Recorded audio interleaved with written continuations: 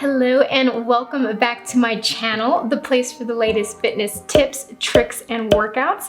Today I'm going to be explaining to you guys why working within the fat burning zone isn't exactly the best way to lose weight. If you don't know what the fat burning zone is, here's the gist. When it comes to exercise, there are different heart rate zones that correspond to different levels of intensity. Low intensity, or the fat burning zone, is about 50% to 69% of your max heart rate. Moderate intensity is about 70% to 79% of your max heart rate, and high intensity is about 80% to 90% of your max heart rate. Side note, if you want to figure out your max heart rate, just subtract your age from 220. Low intensity training has been referred to as the fat burning zone because it's during this intensity level that your body actually uses stored fat as its primary source of energy. And this has led people to believe that low intensity training is the best way to lose weight, but it's simply not. If that was the case, then the best way to lose weight would just be to sit around, since fat utilization percentage is highest when you are at rest. The fact of the matter is that losing weight has more to do with having a higher amount of calories burned than it does with having a higher percentage of fat being used for energy. The more calories you burn, the more fat you burn.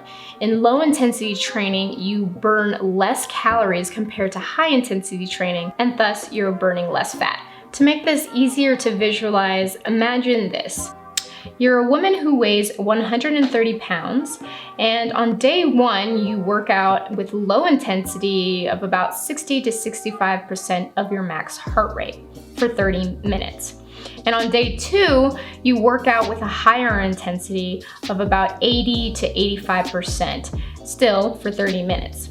On day one, you burn 146 calories. On day two, you burn 206. Now on day one, because you are at a lower intensity, you have a higher percentage of fat burn at 50%.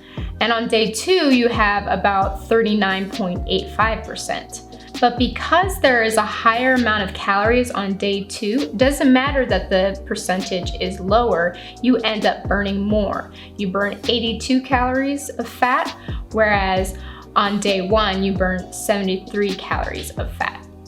There have been many studies showing that higher intensity training leads to greater fat loss. A recent study done in 2019 showed that high intensity interval training resulted in 28.5% reductions in absolute fat mass compared to even moderate intense exercise. Not only does exercising at a higher intensity burn more calories per minute, but some research has shown that it actually can help you burn more calories post-exercise.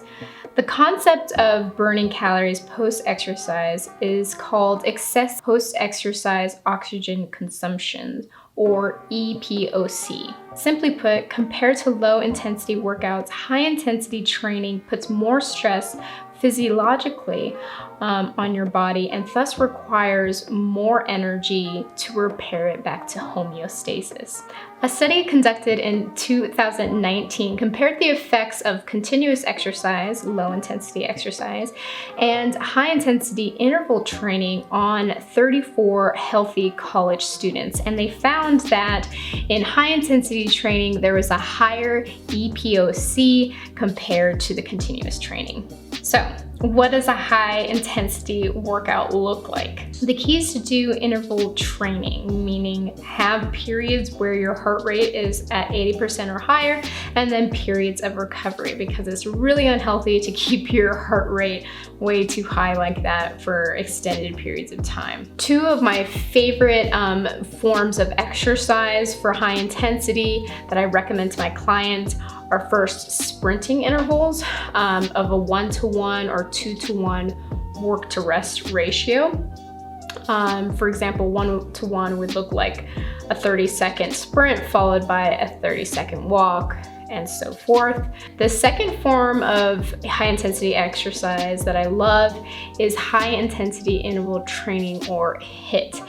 This is usually done in a class setting, but they are spurts, quick spurts of exercises that get your heart rate up really high, followed by a recovery period. And usually those workouts can last between 30 minutes and an hour. Now, to make the most of your time, make sure that you invest in an Apple Watch or Fitbit, something that's going to keep track of your heart rate so you make sure that you're actually hitting those higher heart rate zones. If you are at loss for what you should be doing, you're like, I don't know who to follow, I don't know, like, I don't really have the motivation to sprint on my own, be aware that on Friday I'm coming out with a HIIT workout that is follow along. So all you have to do is just find a workout space, press play, and follow me.